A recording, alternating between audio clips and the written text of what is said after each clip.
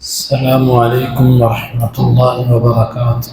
سورۃ الانعام آیت نمبر 99۔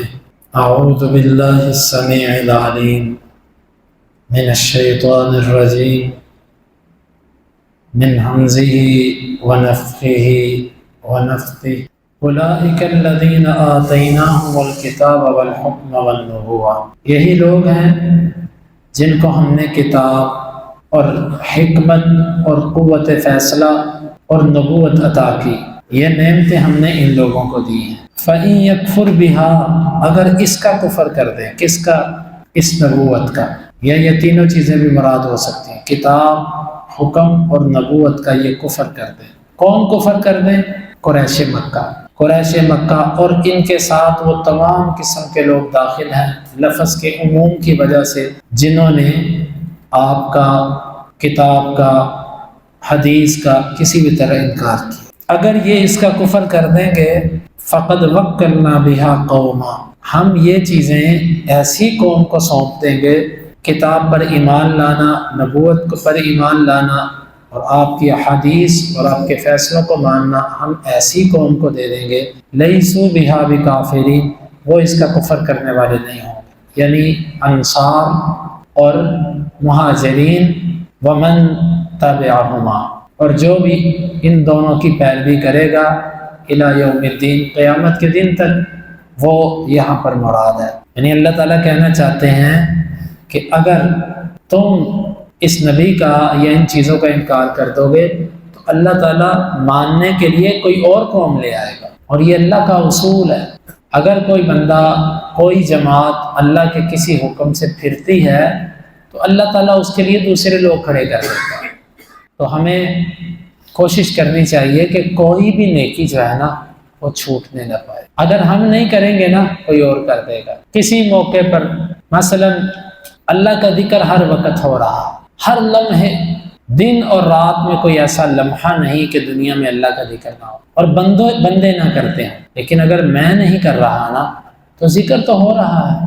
وَإِن يَكْفُرْ بِهَا هَؤُلَاءِ فَقَدْ وَكَّلْنَا بِهَا قَوْمًا لَيْسُوا بِهَا بِكَافِرِينَ، اگر میں اس ذکر کو نہیں کر رہا تو اللہ وہ کسی اور سے کروا لے۔ میرے لیے سعادت ہے کہ اللہ وہ ذکر میری زبان سے جاری کروا دے۔ روزے، سوموار، جمعرات، ایام 20 اللہ لوگوں کو توفیق دے رہا اور وہ رکھ رہے۔ شاید دنیا کے اندر کوئی ایسا سوموار نہ آتا ہو اور جمعرات نہ آتی ہو اور ایام 20 نہ آتے ہوں، الا کہ عید کے دن نہ آ جائے یا کوئی ایسا خاص ممانت کا دن نہ ہو، تو وگرنہ لوگ اس میں روزہ رکھتے ہیں، میں رکھوں یا نہ رکھوں، آپ رکھیں۔ اگر ہم نہیں رکھیں گے فقد وکلنا بہا قوما لیسوا بہا بکافرین، اگرچہ اس کا شان نزول ایمان کے بارے میں ہے، لیکن یہ قاعدہ عام ہے، کوئی بھی نیکی جب میں نہیں نہ کرتا اللہ کسی اور سے کروا لے۔ آپ دیکھیں بعض دفعہ ایک بندہ کہتا ہے بھائی آج کے بعد میں فلاں مسجد کے اندر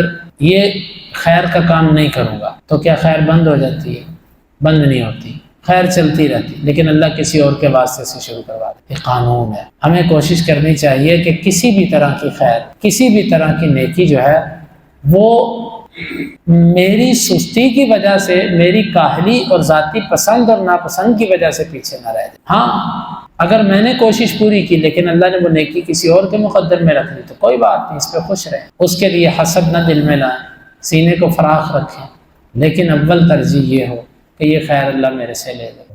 جہاں تک ہو، دیکھو اس دنیا میں ہم قید ہیں، یہاں پہ سکون اور مزے کا سوچیے بھی نہ، یہاں پہ ہم اس کام کے لیے آئے نہیں۔ یا ایھا الانسان انک قادح الی ربک قدحا فملاق، کیا معنی ہے اس کا؟ قادح الی ربک قدحا، سخت مشقت، سخت مشقت انسان اسی لیے آیا یہاں پر مشقت کرنے کے لیے۔ فلاقتحم العقبہ، یہ اس گھاٹی میں گھسا ہی نہیں۔ کیا گھاٹی؟ کیا مطلب؟ اوکھے رستے پہ یہ چلا ہی نہیں۔ نیکی کرنا ہی مشکل ہے دنیا میں، محنت لگتی ہے، زور لگتا ہے، بدن عیاشی چاہتا ہے، بدن آزادی چاہتا ہے، لیکن مومن اس کو نکیل ڈال کے رکھتا ہے۔ یہ بات ہمیں کوشش کرنی چاہیے کہ ہم سے اللہ کوئی خیر چھینے نہ۔ ہاں خیر بڑھ جائے، میرے ساتھ کوئی اور بھی اس خیر میں شریک ہو جائے، ٹھیک ہے، لیکن ایسا نہ ہو کہ ہم سے اللہ اور یہ اکثر اس وقت ہوتا ہے جب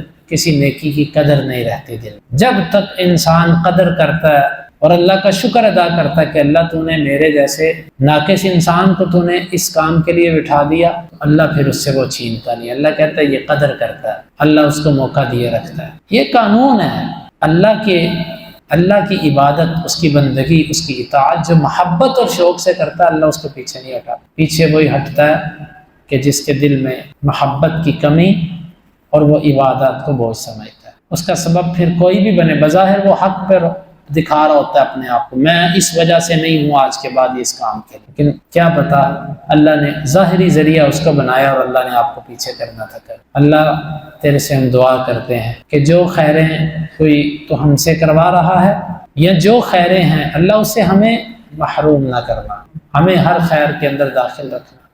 اچھا، فقد وکلنا بها قوما لیسوا بها بکافرین، اس میں بھی ایک بات ہے کہ وہ اس کا انکار کرنے والے نہیں. جو کسی نیکی کا انکار کرتا ہے، انکار کسی بھی طرح ہو، زبان سے ہو یا دل کی تنگی سے ہو، مثلا کوئی بھی نفلی عبادت کے بارے میں سنا اور دل میں کہا یار یہ تو نہیں میرے سے ہو سکتی، یہ ایک قسم کا انکار ہے، اگرچہ انکار کے درجات ہیں. تو ایسے بندے کو فقد وکلنا بہا قوما لیسوا بہا بکافرین، اس سے یہی ہے کہ ایسے بندے کو اللہ تعالیٰ جو دل میں بھی کسی نیکی کے بارے میں جذبہ نہیں لاتا، اس کو توفیق نہیں. نیکیوں کی توفیق اسی کو ملتی ہے جو دل سے ارادے رکھتا ہے، عزم رکھتا ہے اور شوق رکھتا ہے. یہ لوگ ہیں اللہ نے ان کو ہدایت دی، فَبِهُدَاهُ مُقْتَدِهْ، ان کی ہدایت کی آپ پیروی کیجیے. اللہ کے نبی صلی اللہ علیہ وسلم کو بھی پہلے نبیوں کی پیروی کا حکم ہے. کس چیز کا؟ جو ہدایت پہلوں کو تھی وہی ہدایت آپ. توحید، اس میں سب نبی ایک ہیں، البتہ شریعتیں ہر نبی کی مختلف. تو آپ کو بھی حکم، جب آپ کو حکم دیا گیا تو آپ کی امت تو بالاولیٰ اس میں داخل. یہ دلیل بھی ہے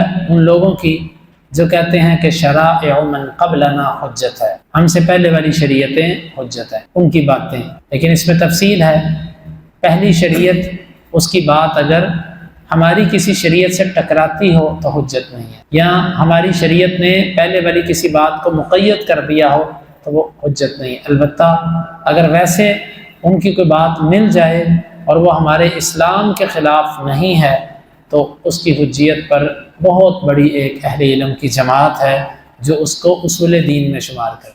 فَبِهُدَاهُ مُقْتَدِهْ، آپ بھی ان کی ہدایت کی اقتداء کیجیے. اور یہ بات بھی سمجھ آتی ہے کہ بعض دفعہ ہدایت پیروی کرنے والا، اقتداء کرنے والا، اقتداء کیے جانے والے سے افضل ہوتا ہے. ہمارے نبی صلی اللہ علیہ وسلم کا حکم ہے کہ آپ اقتداء کیجیے، لیکن آپ افضل تھے پہلے نبیوں سے. یا آپ بعض دفعہ امیر بناتے تھے.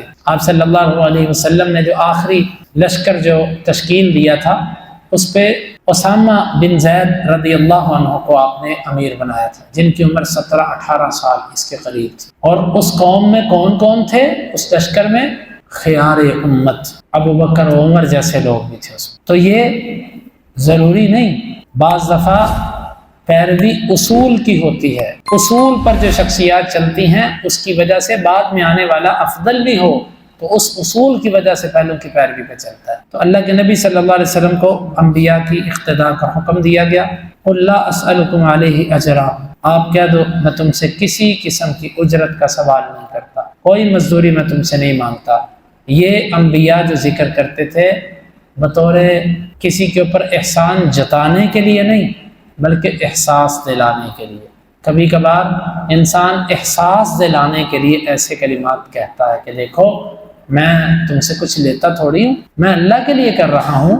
سوچو تو صحیح کس وجہ سے تم میرے سے متنفر ہوتے ہو، میرا تم پر کیا بوجھ ہے جو تم میرے سے بھاگتے ہو. اس طرح کی باتیں دعوت کے میدان میں بعض دفعہ محض احساس دلانے کے لیے، لیکن وہ بھی ایسی جگہوں پر کہ جہاں پر دین خالص اس کی دعوت دینا مقصود ہو. لیکن ویسے اس کے علاوہ اپنے بارے میں ایسا ذکر کرتے رہنا تو یہ کہ میں تنخواہ نہیں لوں گا آپ سے، میں پیسے نہیں لیتا، یہ ایک خود نمائی اور یہ اپنی تعریف کے زمرے میں آ جاتا ہے. ان ہوا الا ذکر للعالمین، یہ تو ایک نصیحت ہے جہان والوں کے لیے. اللہ رب العالمین سے دعا ہے اور سمجھنے کی اور عمل کی توفیق عطا فرمائے.